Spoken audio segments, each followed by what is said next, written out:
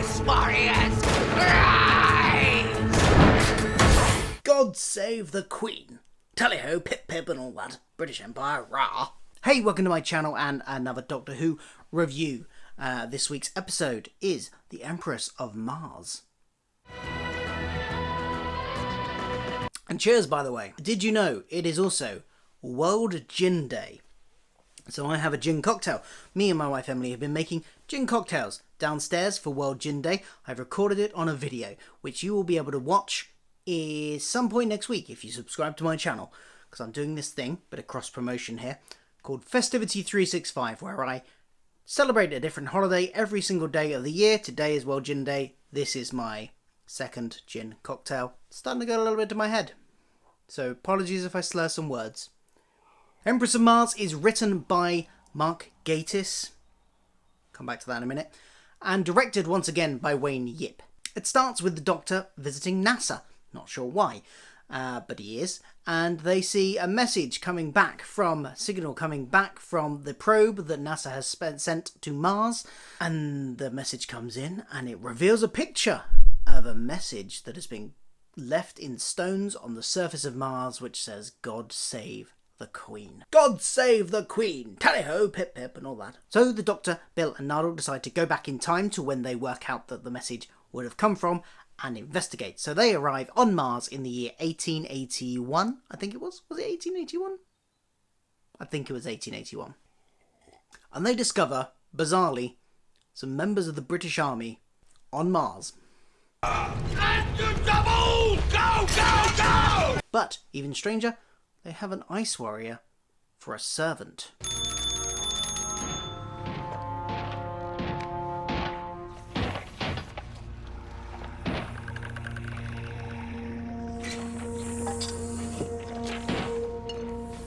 One thing leads to another, and basically, an Ice Queen, Empress of the Ice Warriors, gets revived and starts to revive her army to protect Mars from the invaders, the humans.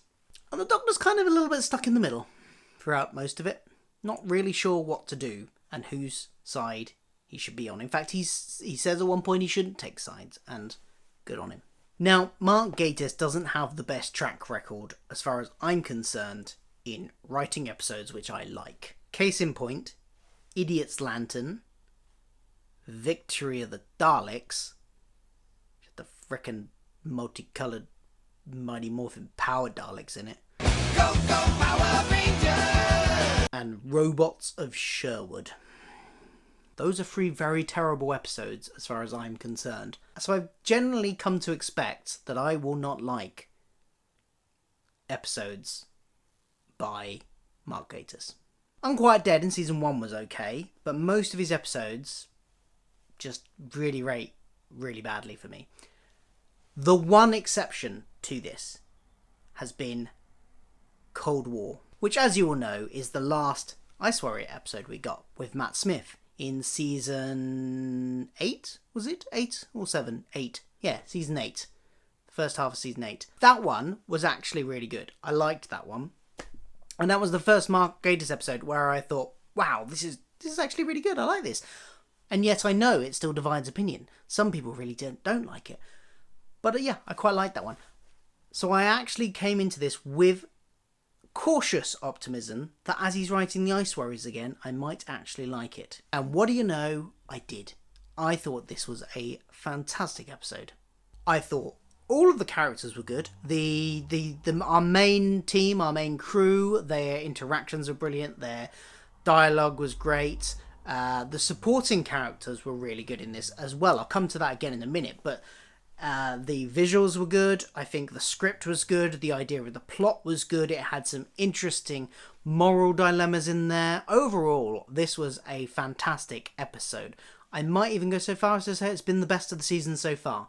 I've really enjoyed it, which really surprises me from a Mark Gatiss episode, that I would rate a Mark Gatiss episode as my favourite of the season so far. But I think I might. Nardal wasn't in this one very much, and if you've watched the rest of my reviews, you'll know I don't mind Nardal. I actually quite like him. I've grown to really like him. I think he works really well in the way they've used him. And I said right at the beginning of the season that I liked him and that I hope they didn't overuse him and they used him in the right places, and I think they are doing that brilliantly. They have used him when he fits, and they have chosen to not use him where he wouldn't fit so much. And I think this is one of those instances. You don't want, Nardal being strange, kooky Nardal in every story, because some stories need to be a bit more serious, or it needs a bit more of quiet moments without stupid one-liners, and I think this is probably one of those episodes that needed that. And so they dispatch of him quite early on. He goes back to the TARDIS quite early on in the episode when they've just got to Mars, and the TARDIS decides to just take him away. Why? Who knows? The TARDIS does strange things sometimes.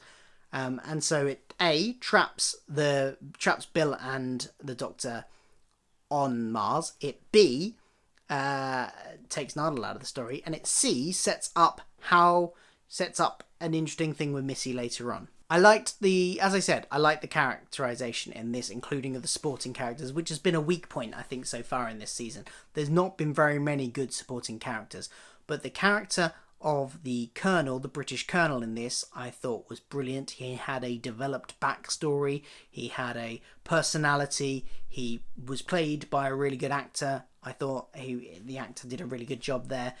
It was written really well, it didn't seem like a cardboard cutout. And while his treacherous second in command was a bit more kind of mustache twirly, bad British guy, I still thought that it worked really well. And it didn't bother me that it was quite a bit of a stereotype. The two paired together worked really well, and that's a nice refreshing change to have some decent supporting characters for a change.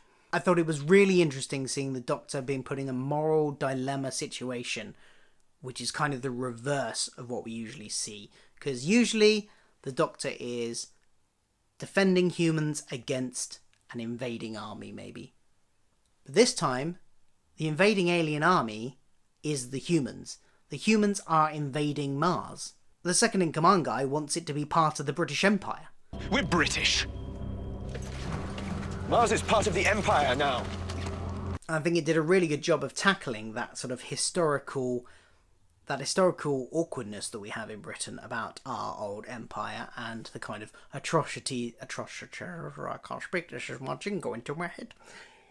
Let's start that sentence again, shall we? The atrocities that it committed to indigenous populations and things.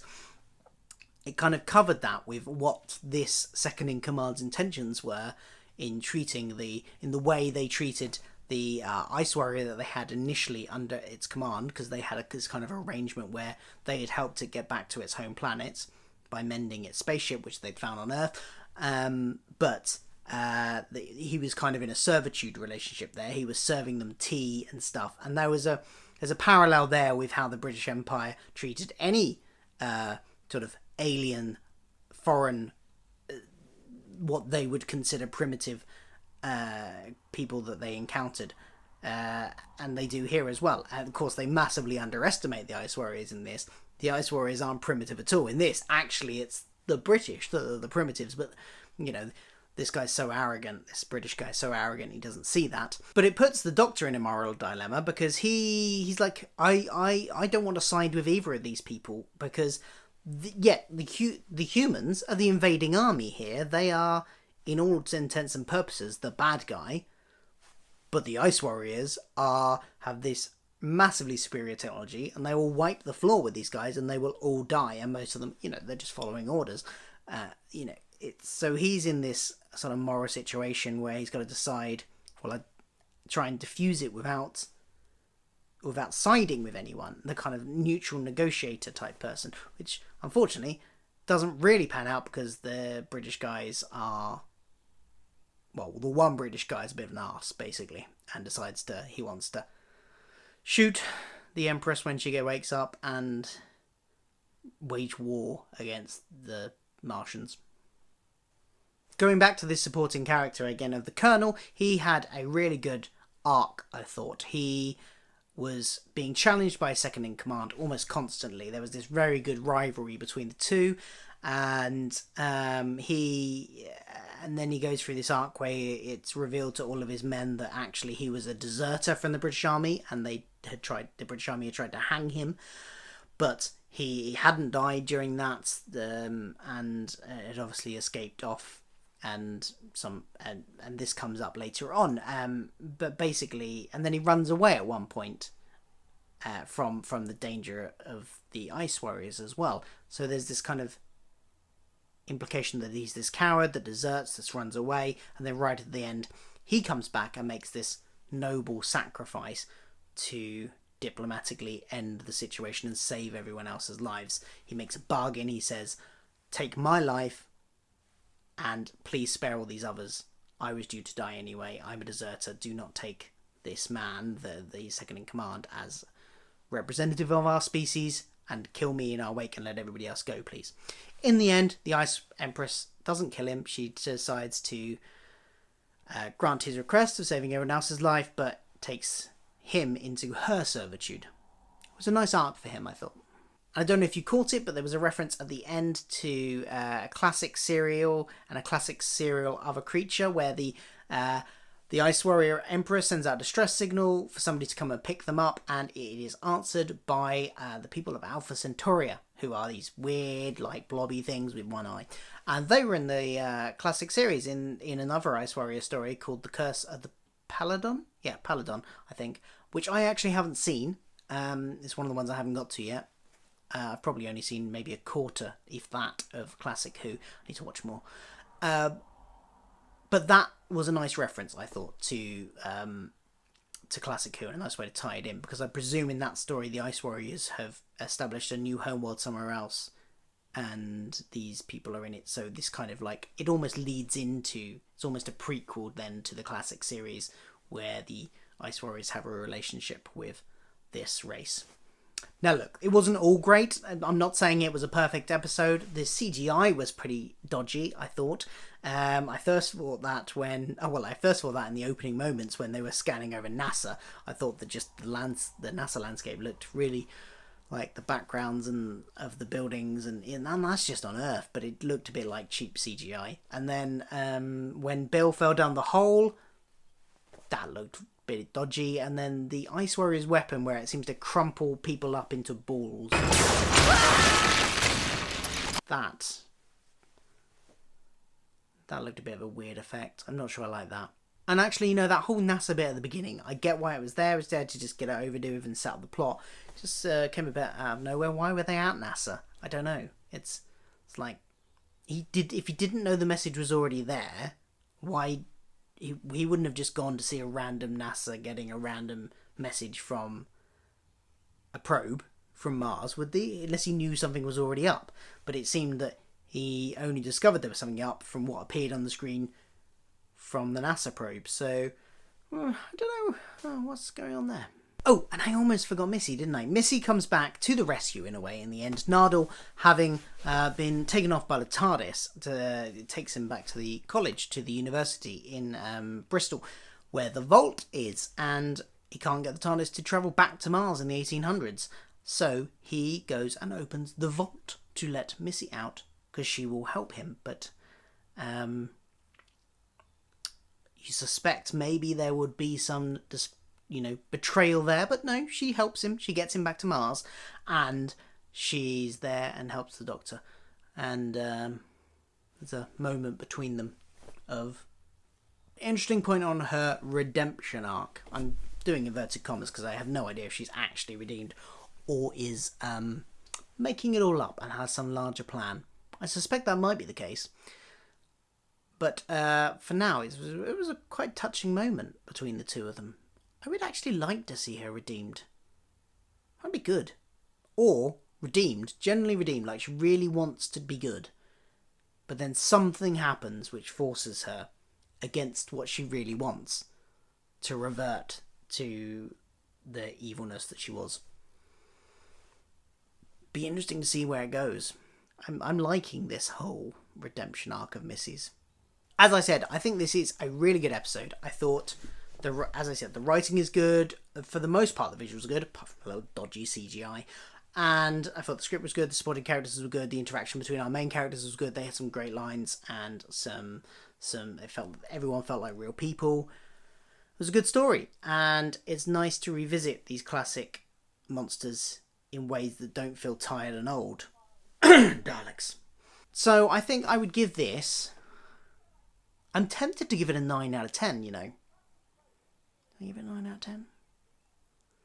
So I'm always cautious about giving it too high, because what if something better comes along?